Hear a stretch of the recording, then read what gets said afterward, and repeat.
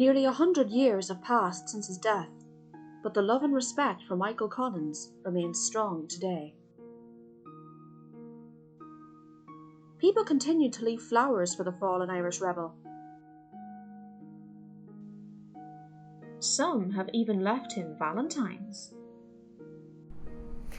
But the real love of his life lies just 6 plots away, as close to Collins as could be arranged. She never got the chance to marry the Irish rebel, but the love shared between Kitty Kieran and Michael Collins lives on.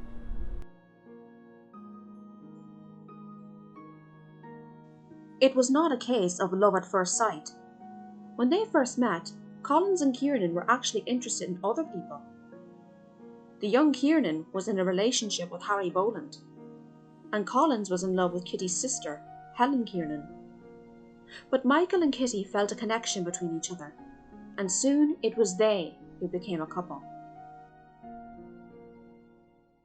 The relationship progressed from there. Although at times they were separated due to Collins's work in the rebellion, they kept up their correspondence through letters.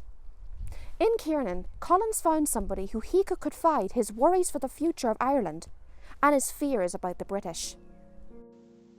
Things are rapidly becoming as bad as they can be, and the country has before it what may be the worst period yet. A few madmen may do anything. Indeed, they are just getting on the pressure gradually. They go on from cutting a tree to cutting a railway line, and then firing at a barrack, then to firing at a lorry, and so on. But God knows I do not want to be worrying you with these things. I was terrified that you would take all kinds of risks, and how I wished to be near you, so that I could put my arms tightly around your neck, and that nothing could happen to you. I wouldn't be a bit afraid when I'd be beside you, and if you were killed, I'd be dying with you, and that would be great, and far better than if I were left alone behind. I'd be very much alone if you were gone. Nothing could change that. And all last week and this, I've realised it, and that's what makes it so hard. Plans were made for a wedding ceremony in November 1922, when Collins and Kiernan would marry. But just 4 months before the big day, tragedy struck.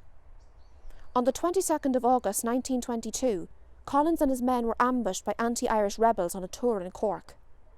Collins stayed and fought back against them until he was shot once in the head, killing him instantly.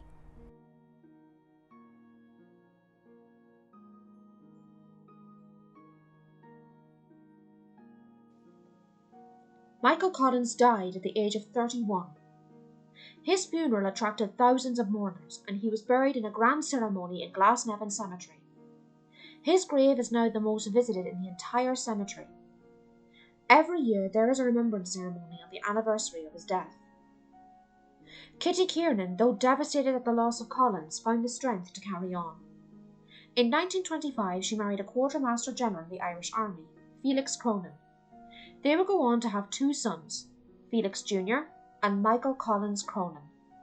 But years later her own sons would go on to say that she never fully recovered from the loss of Collins. Even Felix Cronin Sr. knew that Michael Collins was the real love of Kitty Kiernan's life.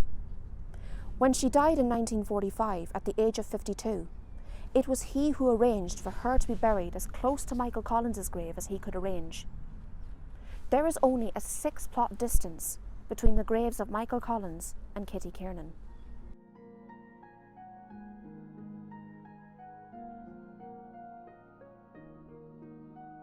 Michael Collins left behind a legacy in Ireland, and the events of his life will never be forgotten.